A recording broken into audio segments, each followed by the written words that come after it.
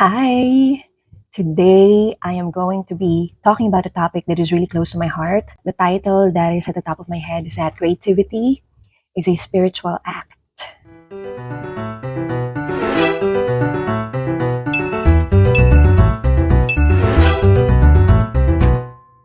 I have been a dance artist for almost my whole life. I started into professional dance companies since I was 17 years old. I'm now turning 37 in August, so that's almost 20 years. In performance, my body is being prepared for performance. My body is being molded day in and day out through classes, through rehearsals, through shows, so that it looks a certain way and it does certain things and it does really spectacular things in order to come up with this work of art on stage that people could watch and people could see. Well, it's such a beautiful experience. I think it's with dancing that I was able to take on different roles and characters, live in different worlds through movement, through embodiment. However, in my 20s, I have experienced some deep calling to redirect that, be in a mode wherein no, I don't want to merely just take on roles and perform on stage so that people who could afford the ticket to go on this particular stage or theater stage could come and consume and even objectify my body on that frame of a stage. But rather, I wanted to be a choreographer and I wanted to make dances that really speak true to me and true to my own experience as a woman, as a Filipina, as a person, as a human being, and create work out of that and even explore with not only dance, but collaborate with visual artists, collaborate with music artists, stage designers, costume makers, other fields of art, so that my work could be informed in and through collaboration. And so I love that. I love that so much. My love also for holding space for other people is something that evolved over time. It wasn't merely to teach people a certain form of dance and make them go copy it and feel that rigor of being in this world wherein you're allowing your body to develop skills and technique, to be a certain way, but rather no, let's come together and let's humanize ourselves through dancing. Let's tap into our own spirit and spiritedness from within us through dancing.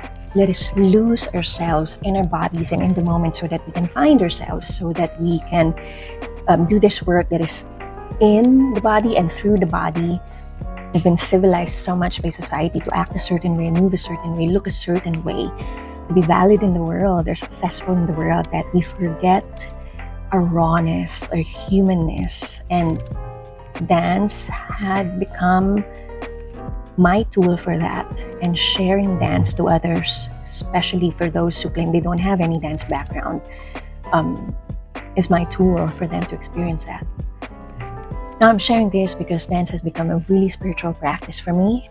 And now I deeply believe that any creative act is a spiritual act. Maybe it doesn't feel that way all the time, depending on the conditions with which how we create and the people we do the creation with. But it is a spiritual act because if you believe that there's one creator, or maybe you're polytheistic and that there are several creators, still the creator is called creator. It's someone who creates. And if you do believe that we are likened in the being and likeness of God, then we are creators and we are creative. We are meant to be creative. I feel that whatever is a manifestation of that creativity, be that dance or creating music or videos or painting or crochet, it gets us back into play. It gets us back to our more youthful selves before we were trained and civilized to be productive, to be valued, to be successful, to be something in the world, and become much, much closer to our spirit and to our spiritedness when we're in creative mode. Basically, I'm making this video to remind you, if you have the impulse to create, do it. Do it. Don't let your ego mind get in the way and say you're too old, or you're not capable, or it's too late, or you don't have the resources, you don't have time, or you don't have.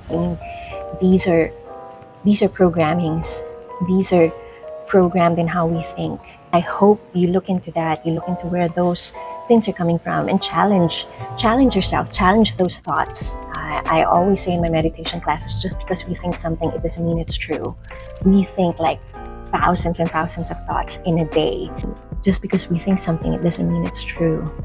So I hope you don't let your thinking, logical, hyper aware, and smart mind to get in the way of you creating something.